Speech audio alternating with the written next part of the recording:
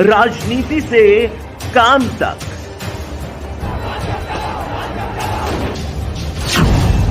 अपराध से अंजाम तक, खेत से खलिहान तक, खिलाड़ी से मैदान तक, आईफा की धमाकेदार रात, सितारों से आसमान तक, अब हर खबर पर होगी हमारी नजर। पल पल बदलती देश और दुनिया की हर खबर पाइए सीधा अपने मोबाइल पर। संसद की सुरक्षा में जब से चूक हुई है तब से इस मामले में राजनीति से लेकर सड़क तक हंगामा मचा है। संसद में भी इस पर काफी हंगामा होते हुए देखा और एक के बाद एक सांसदों को सस्पेंड किया गया। लेकिन सवाल यह है कि आखिर संसद की सुरक्षा में चूक कैसे हुई? तो वहीं अब संसद की सुरक्षा में बड़ा बदलाव किया गया है। केंद्रीय गृह मंत्रालय ने बड़ा फैसला लिया है। संसद की सुरक्षा की जिम्मेदारी अब केंद्रीय औद्योगिक सुरक्षा बल यानी कि CISF को सौंप दी गई है। अभी तक दिल्ली पुलिस के जवान संसद की सुरक्षा को संभाल रहे थे। जानकारी के मुताबिक संसद में सुरक्षा का मुद्दा खूब गरमाया, जिसके बाद से संसद की सुरक्षा को लेकर अब बड़ा फेरबदल हुआ है। केंद्र की मोदी सरकार ने संसद भवन की सुरक्षा CISF को दे दी है। सूत्रों ने जानकारी दी है जिनके मुताबिक केंद्रीय औद्योगिक सुरक्षा बल यानी CISF को सुरक्षा व्यवस्था का सर्वे करने का पत्र मिला है। अब वो जल्द यहाँ की सुरक्षा संभालती हुई दिखाई देगी। CISF को विश्लेषण करके एक रिपोर्ट सौंपने के लिए भी कहा गया है।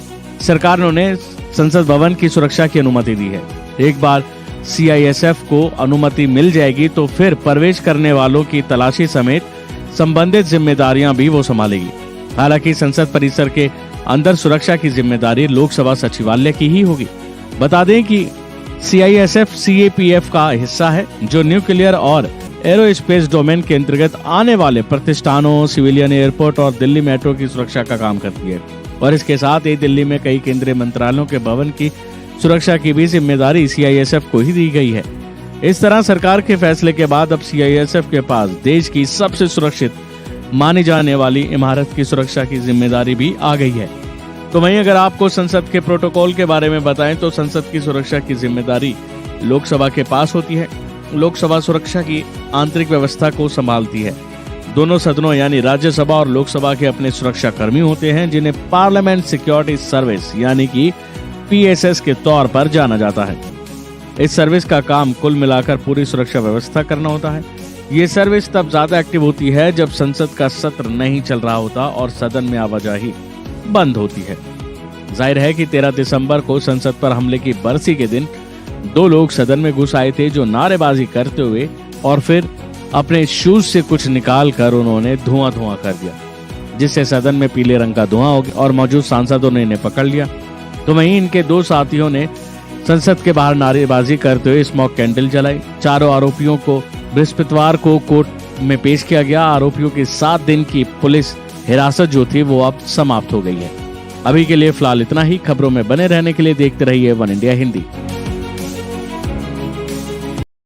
राजनीति की धार हो या खेल की रफ्तार, गांव की चौपाल हो या शहरों का धमाल, आप तक पहुंचेगी हर एक खबर सबसे